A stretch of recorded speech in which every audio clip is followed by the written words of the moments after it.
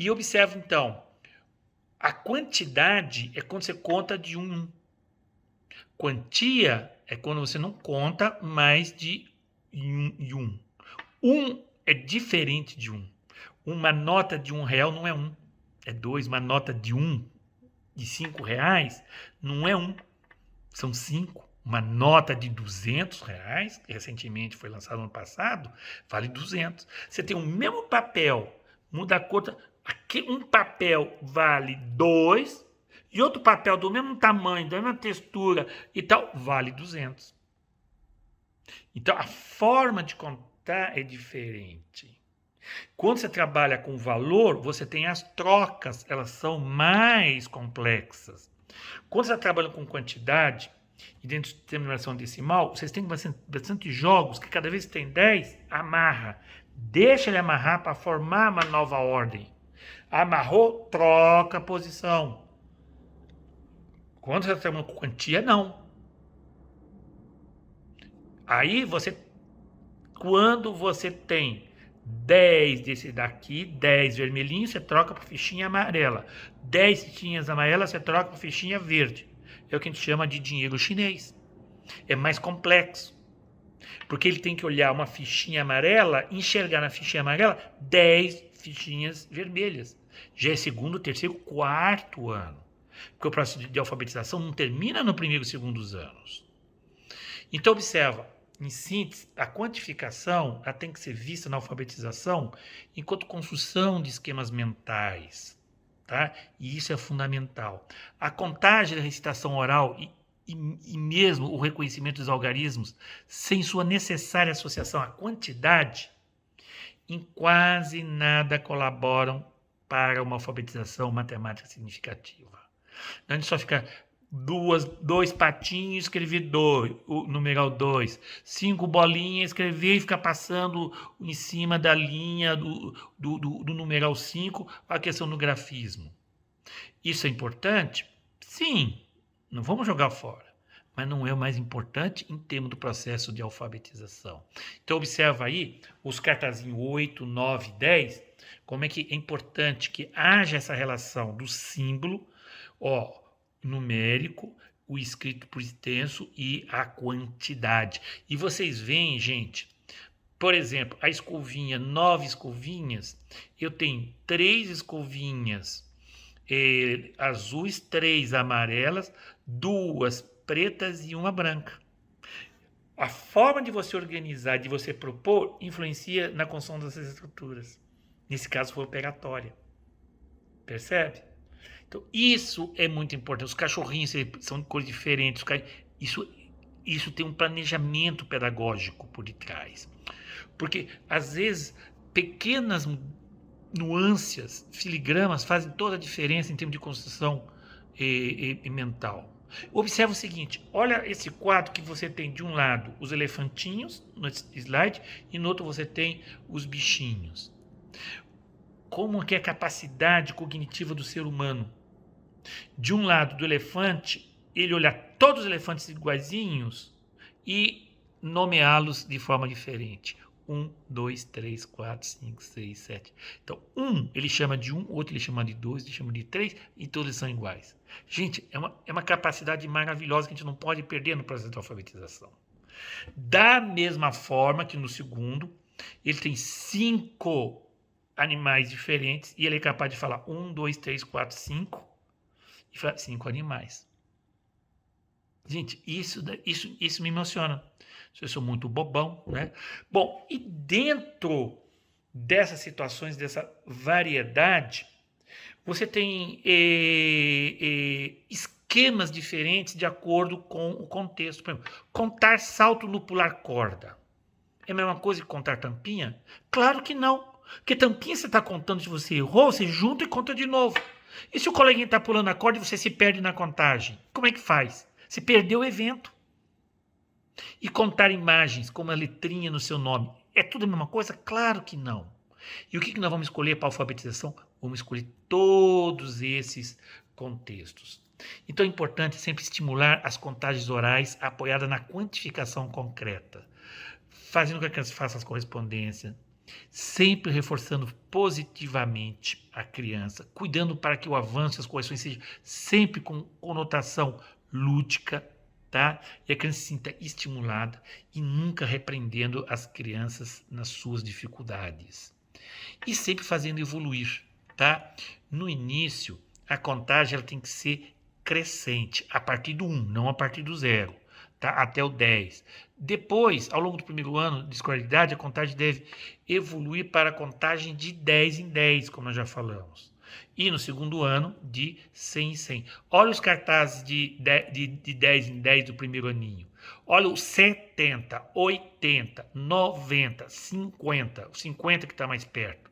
Porque o sim está em vermelho de 50 e o 5 em cima está em vermelho também. Olha no 40, porque a própria palavra ela traduz a quantidade. E trabalhar sempre a situações de quantificação, a quanto somos hoje, o gráfico quanto somos hoje, fazer o projeto de tampinhas, contar tampinha, mesmo que o primeiro ano, pela BNCC, vá até propõe no mínimo até 100, você pode... Olha esse primeiro ano aí, gente, está com 2.313 tampinhas em setembro. Ah, mas eu trabalhei até o 100. Você vai trabalhar outros contextos onde a criança amplia. Vamos trabalhar cofrinho, fazer poupança coletiva com eles. O calendário, todos os dias como situação de contagem. Em todas as atividades matemáticas, estimular a produção de registro. Então, nós temos 3 movimentos fundamentais na produção de registro. Primeiro, fornecer estímulos visuais com a presença de algarismos, relacionando cada um a sua quantidade que nós mostramos ali agora há pouco com as escovinhas. Oferecer jogos com a presença de dados e fichas numéricas, com os algarismos, tá? Quando a criança vai usar essas fichas para ir controlando a atividade. E terceiro, estimular sempre a produção de registros espontâneos. Olha essa criança de 4, 5 anos, gente. 4, 5 anos. Tá? É daqui de Brasília. Observe o 7 dele lá, ó, espelhado, mas ele põe 7 mais 1, 8. Tá? E tem outros espelhamentos aí que ele faz. Olha lá em cima de novo. O primeiro, 6 mais 1, 7, 7 espelhado. Mas isso não é impeditivo de ele estar desenvolvendo um pensamento matemático. E o diante desse pensamento matemático é a alfabetização. Com isso, teremos, evidentemente, a produção de escritas espelhadas. Óbvio, porque o espelhamento é natural nessa fase, porque o espelhamento diz respeito ao desenvolvimento da lateralidade, que está associado à maturação do córtex. Enquanto não houver a plena maturação do córtex, a questão de dominância, de lateralidade, ela muda, tá? Isso eu tenho que ficar tranquilo. E fazer evoluir da quantidade para a quantia. Trabalhar muitos jogos para a construção da noção de valor, como nós já colocamos. E trabalhar, gente, uma coisa, desde a educação infantil, o mercadinho pedagógico. Tá? E o mercadinho tem que estar constantemente presente. Agora você tem todo um encadeamento, é um projeto. Primeiro, a definição dos produtos do mercadinho, quando as crianças devem trazer esses produtos.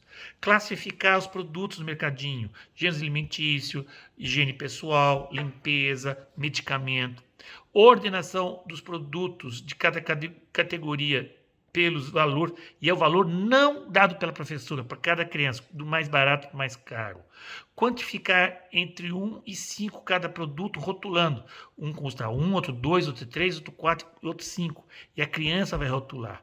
E aí simular compra, primeiro só de um produto, depois compra de 3 produtos, 2 produtos, com pagamento variado. Olha uma fotografia, um exemplo, tanto do cofrinho quanto aí do mercadinho. E aí você pode também definir inicialmente que ele vai no mercadinho pagar com um palitinho, tá? Onde um palitinho vale R$1. Mas depois você pode ter um palitinho que vale 1, usando cor, e o palitinho que vale 2. Depois, um que vale 1, outro que vale 2, outro que vale 5. Depois, um que vale 1, outro que vale 2, outro que vale 5 e outro vale 10. Por exemplo, se eu vou pagar uma coisa que vale 8, eu posso pagar com 8 de 1, posso usar 4 de 2, posso pagar com uma de 5, de 2, de 1, ou eu posso pagar com 3 de 2 e 2 de 1. E as crianças vão fazendo essa descoberta, o que é maravilhoso. Ok, quantas tampinhas temos aí? Isso é quantidade. Quantos pontos eu tenho? Opa, peraí.